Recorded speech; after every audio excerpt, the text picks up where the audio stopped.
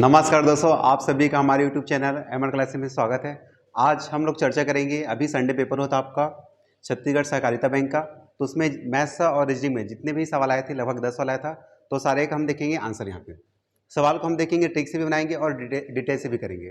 तो चलिए एक एक करके 10 सवाल देखेंगे आज का पहला सवाल देखिए, 7 क्रमिक संख्याओं का औसत 20 हो तो उन संख्याओं में सबसे बड़ी संख्या क्या है।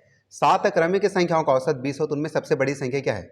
यहां पर सवाल में दिए कि 7 क्रमिक संख्या और औसत कितना है 20। औसत यहां पर दिया है 20, तो देखो औसत मतलब क्या है, औसत मतलब मिडिल का, मिडिल मतलब बीच। क्रमागत संख्या 7 है तो 7 में देखना औसत कितना दी है आपको 20। 20 से क्या आपका मिडिल की संख्या, बीच की संख्या कितनी है 20। देखो अब आगे बढ़ेंगे, 7 में मिडिल की संख्या है, 3 आगे और 3 पीछे, तो आगे कितना आ जाएगा 20 के बाद 21, फिर 22, फिर कितना 23, और पीछे जाएंगे तब यहाँ पर आ जाएगा 19, फिर 18, फिर कितना 17। अब इसमें बताइए सबसे बड़ी संख्या कौन है, सबसे बड़ी कौन है यहाँ पर 23। ठीक, तो हमारा आंसर क्या आ जाएगा 23।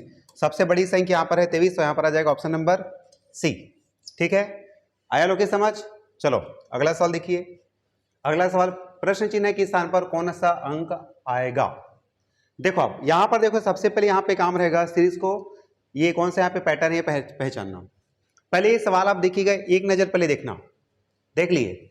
देखो 3 से 5, 5 से 8, 8 से 13, 13 से 22, उसके बाद फिर क्या आएगा देखना, ये लगभग करीब है, इसके डबल के करीब है। डबल 3 दूनी 6, 3 दूनी 6, कितना कम है यहाँ पर 1, गुणा 2 -1। यहाँ पर 5 दूनी 10 -2, 10 -2 8। अब यहाँ पर देखना 8 दूनी 16, कितना माइनस करेंगे तब 13 आएगा -3। ठीक, मतलब देखो पैटर्न है क्या जा रहा है यहाँ पे, गुणा 2 -1, गुणा 2 -1, गुणा 2 -1। अब यहाँ पर 13 दूनी 26, 26 -4, कितना आ गया 22। अब क्या आ जाएगा 22 गुणा 2, देखो 22 गुणा 2 माइनस कितना करेंगे, माइनस यहाँ पर 1 2 3, यहाँ पर कितना था 4। अब यहाँ पे कितना करेंगे 5, तो 22 दूनी यहाँ पर आ जाएगा 44 -5, कितना आ जाएगा 39। 39 आया, तो यहाँ पर हमारा आंसर क्या आ जाएगा, आंसर आएगा हमारा 39 सी। चलिए आया, अगला सवाल देखिएगा। अगला सवाल देखना, यहाँ पे देखना इस फिगर में कि नीचे दिखाया गया पासे की स्थिति में ए वाले फलक के विपरीत फलक पर कौन सा अक्षर आएगा। ठीक, ए के अपोजिट में कौन सा मिलेगा, तो सभी देखना यहाँ पे कॉन्सेप्ट क्या है, कोई भी दो पासे जिसमें केवल एक लेटर या एक संख्या समान, क्या बोला मैंने, कोई भी दो पासे जिसमें केवल एक अक्षर या लेटर समान, वो छांटिए पहले। यहाँ पर देखो ACE और यहाँ पर क्या है CDF, तो दोनों में देखना दो पासे, यहाँ और यहाँ, दोनों में एक कॉमन मिलेगा, वो कॉमन क्या है C। अब इस C से कहाँ पे क्लॉकवाइज में, क्लॉकवाइज में क्या करें रोटेट, तो यहाँ पर क्या है पहले C के बाद A, फिर क्या यहाँ पर E, सेम यहाँ पर कॉमन के यहाँ पर C, यहाँ से क्लॉकवाइज दिशा में रोटेट करना। C के नीचे में क्या आएगा C, फिर यहाँ पर क्या आ जाएगा आपका D, उसके बाद क्या आ जाएगा F। बात समझे, तो यहाँ पर देखिएगा A के विपरीत में क्या आ जाएगा, A के विपरीत में D आया, तो यहाँ पर हमारा आंसर क्या आ जाएगा D। ठीक, चलिए आया समझ। अगला सवाल देखिए यहाँ पर, रेखा PQ त्रिभुज ABC की भुजाओं AB और AC को क्रमशः P और Q पर इस प्रकार काटती है कि AP अनुपात PB बराबर 3:2। त्रिभुज APQ और त्रिभुज ABC के क्षेत्रफल में अनुपात ज्ञात करिए। चलिए यहाँ पर आपको फोटो बनाना पड़ेगा, तो देखिए पहले फोटो बनाते हैं। यहाँ पे ये आपका एक ट्रायंगल, ये क्या है ट्रायंगल, यहाँ पर नाम देंगे A B और C। सवाल में दिया है आपको AB और AC को क्रमशः P और Q काटती है, यहाँ पर हम कटवा देंगे। यहाँ पर क्या आपका P, यहाँ पर क्या आ जाएगा Q, PQ कट गया। यहाँ पर ये काटने के बाद AP अनुपात PB, AP यहाँ पे मान कितना है 3, और यहाँ पर PB का मान कितना है 2। यहाँ पर दो ट्रायंगल है, देखना एक ट्रायंगल आपका यहाँ पर देखिएगा त्रिभुज AP और Q, और एक ट्रायंगल यहाँ पर मिल जाएगा आपको त्रिभुज ABC। ये दोनों त्रिभुज कैसा आपका समरूप है। जब दोनों त्रिभुज समरूप रहेगा तो यहाँ पर क्या निकलेंगे क्षेत्रफल, तो यहाँ पे ट्रायंगल APQ का क्षेत्रफल बटे ट्रायंगल ABC का क्षेत्रफल बराबर समरूप त्रिभुज में क्षेत्रफल बराबर। यहाँ पर देखना भुजा लेंगे, यहाँ पर आ जाएगा आपका AP का वर्ग बराबर ए बी का वर्ग। एपी में कितना है, एपी में 3, 3 का वर्ग, और यहाँ पर एबी में कितना आ जाएगा टोटल 3 2 5, 3 2 5, यहाँ पर 5 का वर्ग, 3 का वर्ग 9 और 5 का वर्ग 25। तो यहाँ पर अनुपात कितना आ जाएगा 9:25, 9:25। ठीक, कौन सा आ जाएगा यहाँ पे, ऑप्शन नंबर सी, यहाँ पर आ जाएगा 9:25। ठीक है, चलिए अगला सवाल। लोकेश आया समझ, राजा लोकेश। चलिए अगला सवाल, यहाँ पर दिए 540 रुपए में एक वस्तु को बेचने पर प्राप्त लाभ उस वस्तु को 370 रुपए में बेचने पर प्राप्त हानि के बराबर है, प्राप्त हानि के बराबर है। तो बताइए कि विक्रय मूल्य 910 है तो लाभ परसेंट क्या होगा। चलिए हल करने का तरीका, यहाँ पर देखना लाभ होगा, कब लाभ होगा, जब हम बेचेंगे, कितने में बेचेंगे, जब हम बेचेंगे 540 रुपए में, 540 में बेचेंगे तो जो लाभ होगा वही लाभ जितना होगा सेम हानि के बराबर होगा जब हम वस्तु को बेचेंगे, उसी वस्तु को कितने में 370 में बेचेंगे, उस हानि के बराबर होगा। तो यहाँ पर देखो लाभ बराबर आप सबको पता है, लाभ बराबर क्या है, एसपी माइनस सीपी, और हानि बराबर सीपी माइनस एसपी। मान रखेंगे एसपी की जगह 540 माइनस सीपी का सीपी, यहाँ पर सीपी का सीपी और यहाँ पर एसपी कितना है 370। चलो पकड़ के ले जाओ, यहाँ पे जाएगा 540 माइनस 370 बराबर सीपी का सीपी, ये पकड़ के ले जाओ प्लस सीपी, ये दोनों भाई को प्लस कर देंगे, ये प्लस होगा, यहाँ पे कितना आ जाएगा प्लस करने से, यहाँ पर आ जाएगा 910 और यहाँ पर कितना आ जाएगा 2 सीपी, काटेंगे कट जाएगा, यहाँ से 2, यहाँ से आ जाएगा 4, यहाँ से 5 और यहाँ से 5। तो सीपी का मान आ गया 455, सीपी का मान कितना आ गया 455। ठीक है, ये लेकिन हम कितने में सेल करेंगे, 910 में बेचने पर कितने % का लाभ होगा। तो यहाँ पर एसपी कितना दिया आपको, एसपी दिया 910, जब हम इसे 910 में बेचेंगे तो कितने का लाभ होगा। तो यहाँ पर देखिए लाभ परसेंट, लाभ परसेंट बराबर क्या आ जाएगा, लाभ परसेंट बराबर एसपी माइनस सीपी बटे सीपी गुना 100, लाभ परसेंट बराबर एसपी माइनस सीपी बटे सीपी गुना 100।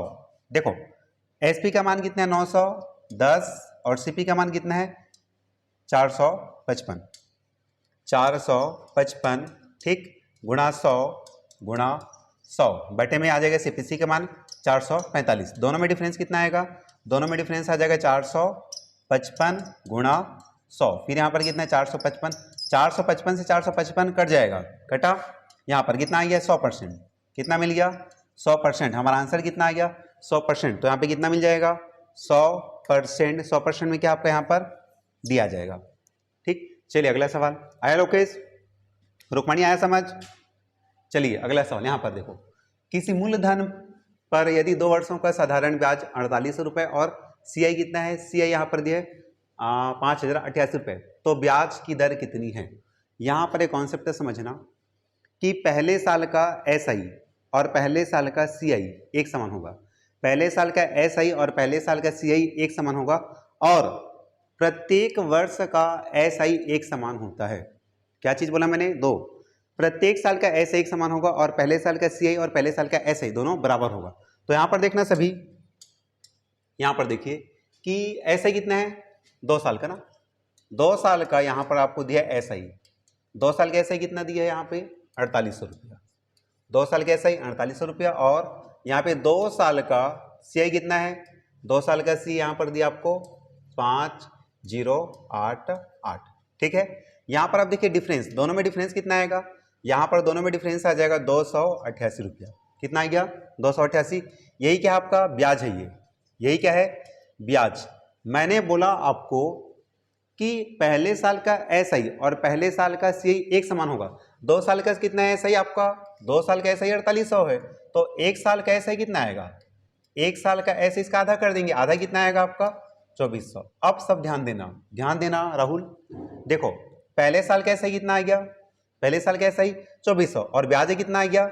अब आपका ये वाला किसका काम करेगा, ये पी का काम करेगा, ये कितने साल में आया आपका, ये 1 साल का ब्याज है, ये 1 साल का इंटरेस्ट है। ठीक, आपको पी मिल गया, आपको टी मिल गया, आपको ब्याज मिल गया। अब यहाँ से यानी कि लगाएंगे एसआई बराबर पी आर टी बटे में 100, एसआई बराबर पी आर टी बटे में 100, एसआई का मान कितना है यहाँ पे 288 रुपया, और यहाँ पर देखो पी का मान यहाँ पर आ जाएगा 2400, आर निकालेंगे समय कितने साल, 1 साल बटे में कितना 100, चलो ये कटा 24 से कम 24, 24 से कम 24, 4 बज गया, 24 दूनी 48। तो यहाँ पे रेट कितना आ गया, रेट यहाँ पर आ जाएगा आपका 12%, कितना आया 12%। ठीक है, राजा समझ में आया? चलो अगला सवाल देखो क्या जाएगा यहाँ पर, सी 12%। चलिए अगला सवाल देखिए। अगला सवाल देखना, हाँ, दी गई आकृति में त्रिभुज की संख्या ज्ञात कीजिए। दी गई आकृति में त्रिभुज की संख्या ज्ञात कीजिए। यहाँ पर देखो ये सवाल बनाने का तरीका कुछ हट के करेंगे। पहले आप फोटो देखिएगा, फोटो देख लिए कि ट्रायंगल यहाँ पे कितने हैं। यहाँ पर देखना एक आपका क्या ये डिवाइडर है, ये जितना सेम इधर बना ना सेम कहाँ पर ऊपर बना है, ऊपर नीचे का सेम, बस ये डिवाइडर यहाँ पर अलग आ गया। अब यहाँ पर देखना बनाने के तरीका, सबसे पहले सिंगल सिंगल देखेंगे, सिंगल सिंगल ट्रायंगल कहाँ कहाँ है।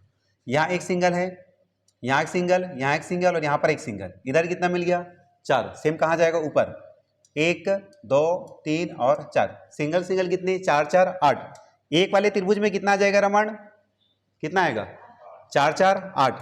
तो यहाँ पर सिंगल वाले में कितना मिल गया, सिंगल में मिल गया आपको 8। अब डबल में देखेंगे, चलो डबल में देखेंगे। डबल में कैसे, ये दोनों भाई मिला के एक आ गया, अलग अलग गिनेंगे ना, एक फिर यहाँ से देखना इनको मिला के, फिर एक इन दोनों को मिला के पूरा कितना आ गया, 3 आ गया ना, 3 आ गया। अब यहाँ पर देखना, यहाँ पर देखेंगे ये वाला मिल जाएगा आपको, ये कितना, एक, ये भी कितना आ जाएगा आपका, 1 3 2 5, सेम ऊपर जाएगा, 1 2 3 और यहाँ से कितना, ये वाला आ जाएगा आपका, यहाँ से लिए थे ना, हाँ यहाँ से एक और यहाँ से इतना 1, यहाँ 5, ऊपर भी कितना 5 5 5 कितना आ जाएगा 10, मतलब 2 वाले में कितना आ गया, 2 वाले में 10 आ गया। अब देखना इस बॉक्स में, देखिए आप लोग इस बॉक्स में देखना, इस बॉक्स में देखना, यहाँ पे बॉक्स में कितने, यहाँ पे देखो यहाँ पर बन जाएगा आपका एक, यहाँ से एक बन जाएगा, सेम इधर ही बन जाएगा, कितने 2, ठीक। अब इधर से ही बन जाएगा लोकेश कुमार, यहाँ से एक और यहाँ से भी कितना 2 2 2 4, कितना आ गया यहाँ पे,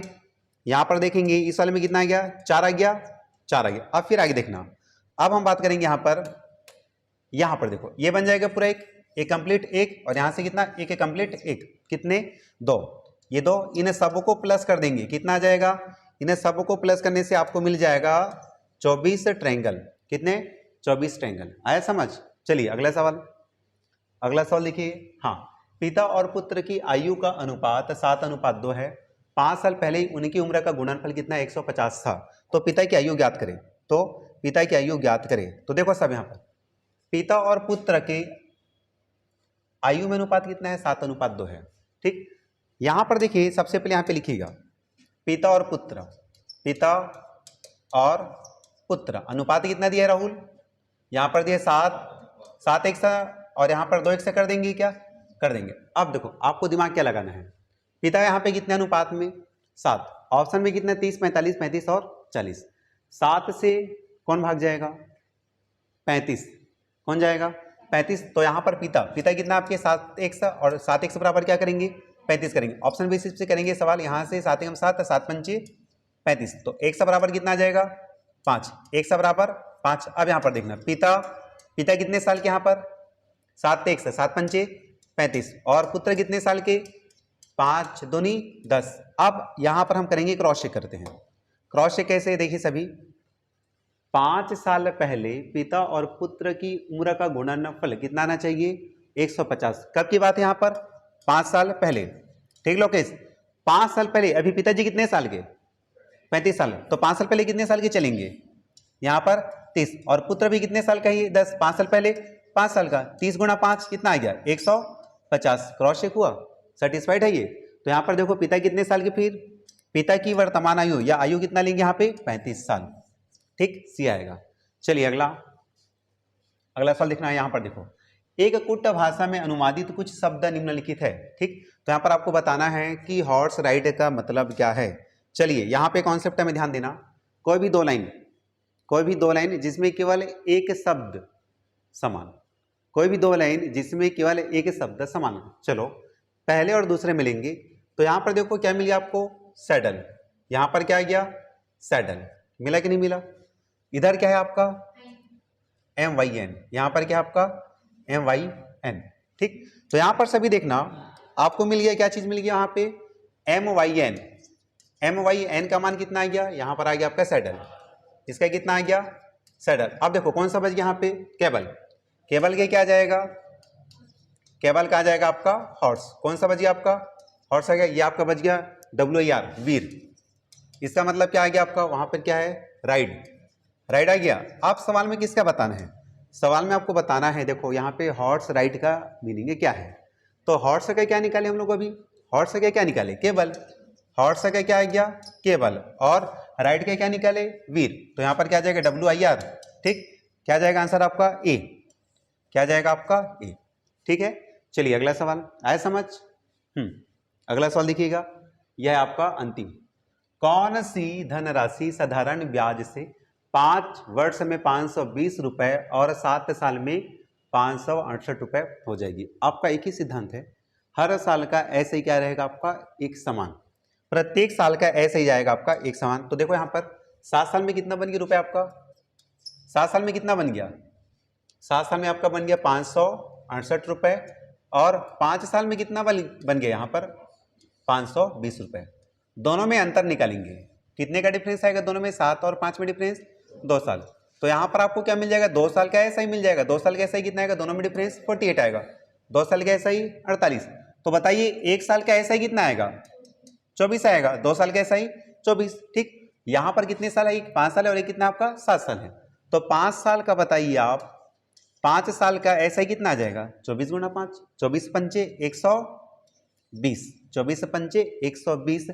5 साल का ऐसा ही मिल गया। 5 साल का एक है आपका अमाउंट है, ये 5 साल का अमाउंट, 5 साल का आपका ऐसे वह धन राशि, मतलब पी का मान बताए, प्रिंसिपल मूलधन।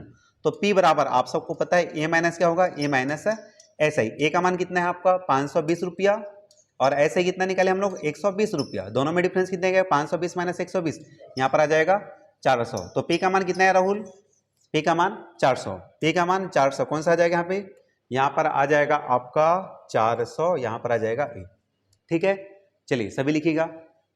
उम्मीद करते हैं कि आप सबको आज का सेशन समझ में आया होगा।